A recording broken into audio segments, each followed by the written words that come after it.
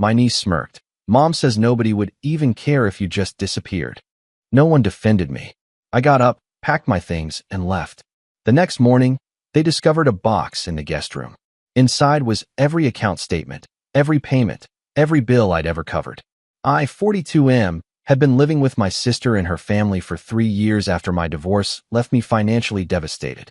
What started as a temporary arrangement while I got back on my feet had somehow become permanent, and I convinced myself I was helping them as much as they were helping me. The house was always chaotic with my sister's 3 teenage kids running around, but I tried to stay out of everyone's way. I worked long hours at my accounting firm, came home quietly, and spent most evenings in the converted guest room that had become my sanctuary. Every month, I quietly transferred money to my sister for utilities, groceries, and household expenses.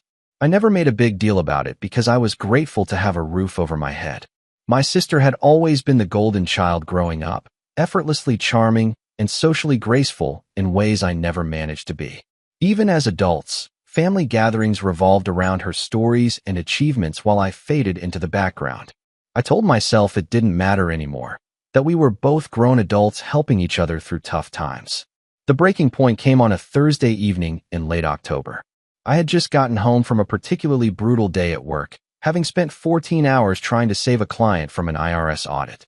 My sister was hosting her book club in the living room, and I could hear the familiar sounds of wine glasses clinking and animated conversation as I headed toward my room. My youngest niece caught me in the hallway. She was 16, with the same sharp tongue my sister had possessed at that age, but without any of the underlying warmth. She blocked my path with a smirk that made my stomach turn. She told me her mom had been talking to the book club about family obligations and how some people just take advantage of others' kindness. Then she delivered the words that would replay in my mind for weeks afterward. She said her mom told everyone that nobody would even care if I just disappeared one day, that I was like a ghost haunting their house. The cruelty in her voice was bad enough, but what destroyed me was the casual way she said it, like she was commenting on the weather. I stood there frozen, waiting for someone from the living room to correct her or defend me. My sister's voice carried clearly from the next room as she continued entertaining her friends, apparently unbothered by her daughter's words. The silence stretched on. Nobody came to my defense. Nobody told her she was being cruel. Nobody acknowledged that I even existed. I walked to my room in a daze and sat on the edge of my bed, staring at the wall.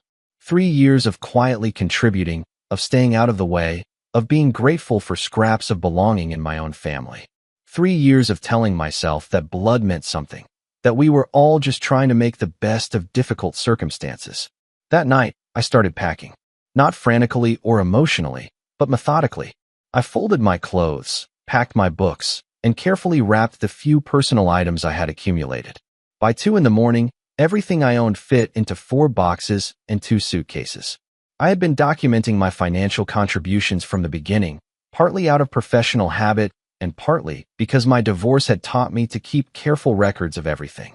What started as simple receipts and bank transfers had grown into a comprehensive record of exactly how much I had invested in keeping this household running. Before I left the next morning, I placed a large manila envelope on the guest room desk. Inside were copies of every payment I had made over 3 years. The utility bills I had covered when my sister was between jobs. The grocery receipts from countless shopping trips. The property tax payments I had helped with. The car repairs, the school fees, the family vacation deposits. Every single transaction, carefully categorized and totaled.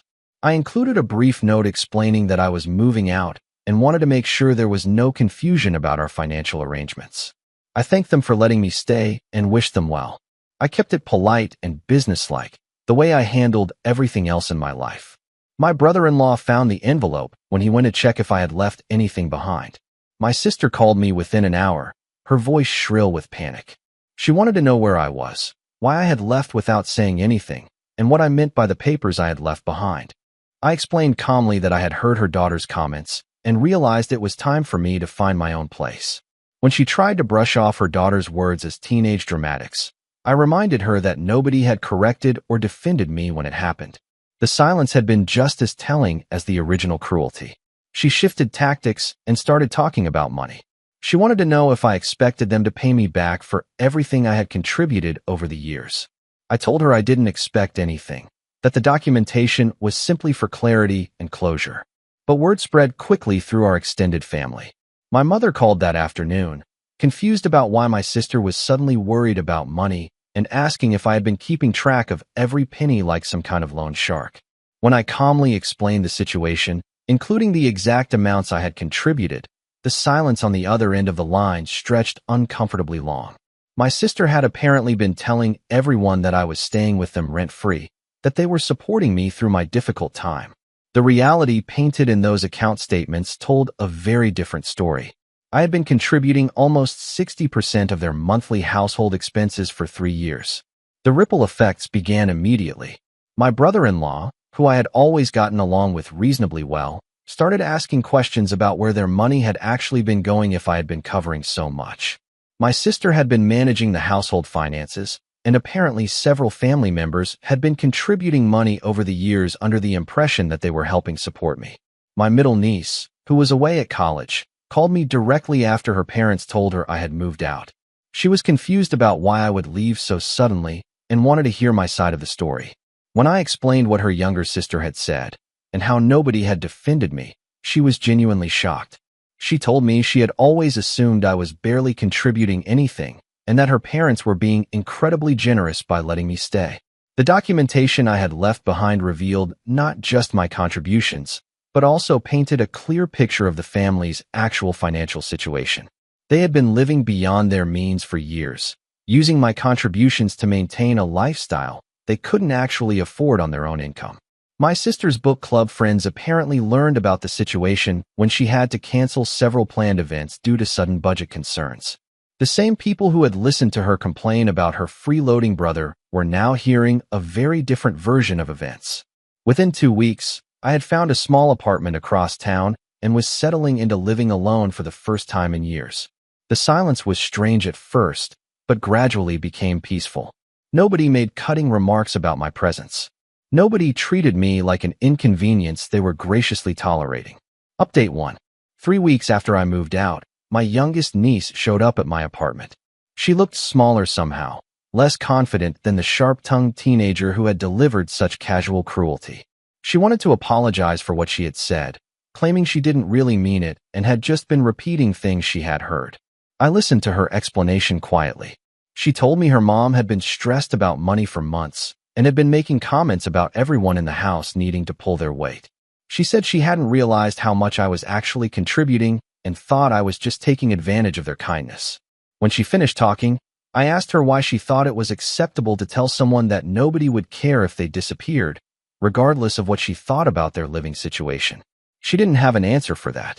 I told her I appreciated the apology, but that words like those revealed something deeper about how I was viewed in that house.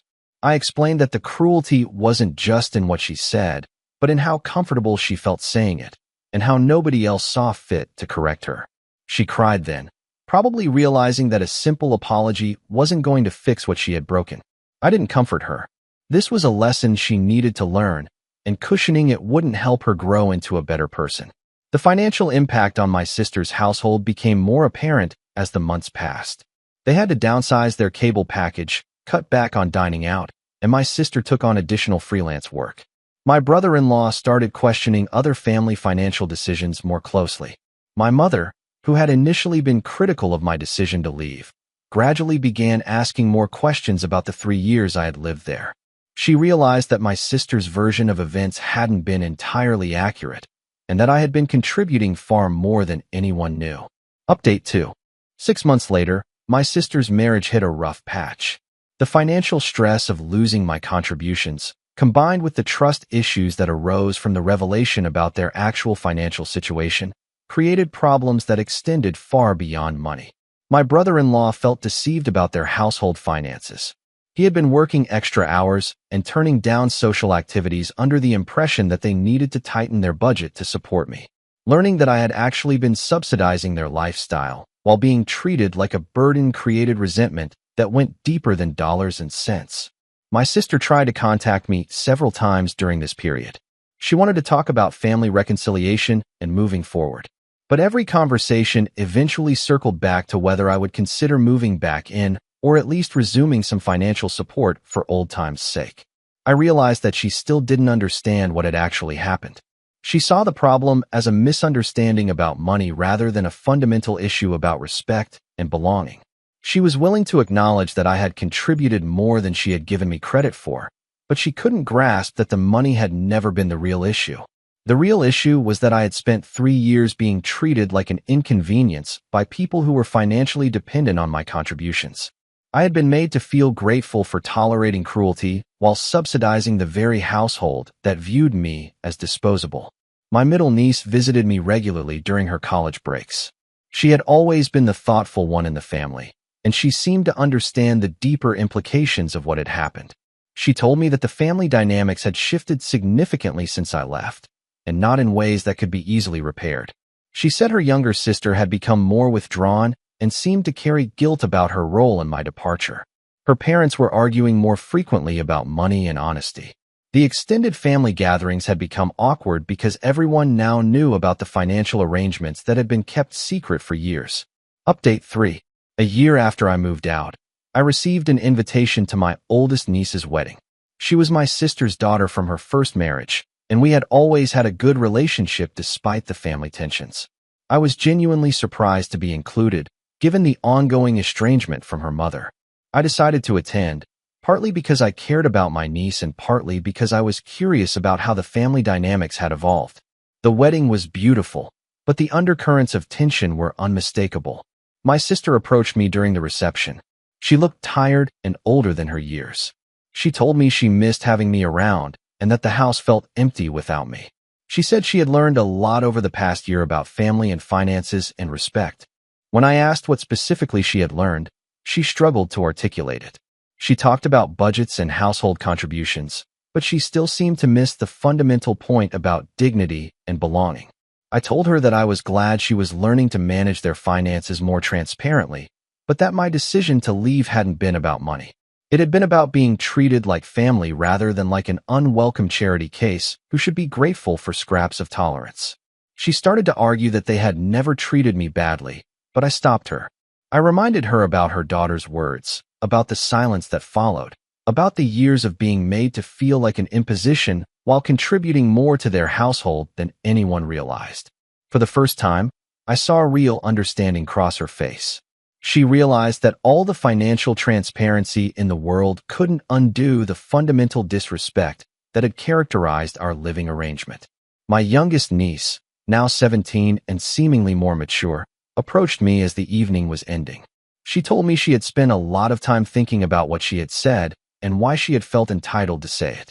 She said she understood now that the problem wasn't just her words, but the attitude that made those words feel acceptable. She asked if there was any way to repair what she had broken. I told her that some lessons are expensive and that sometimes the cost of cruelty is losing relationships that could have been meaningful. I wished her well and left the wedding feeling closure I hadn't expected. I had spent a year building a life that didn't require me to be grateful for basic human decency. I had learned the difference between being welcomed and being tolerated, between family and people who share your DNA. My apartment was quiet when I got home, but it was a peaceful quiet. Nobody would suggest that the world would be better without me. Nobody would treat my presence like a burden they were graciously bearing. I had discovered something valuable in that solitude. Self-respect doesn't require anyone else's permission. The financial documentation I had left behind had served its purpose, but not in the way anyone expected. It hadn't been about proving what I was owed or demanding repayment. It had been about revealing the gap between perception and reality, about showing that respect and money aren't the same thing, and that sometimes the most generous people are the ones being treated as if they take more than they give. Sometimes walking away is the only way to demonstrate your actual value, both to yourself and to people who had grown comfortable taking that value for granted.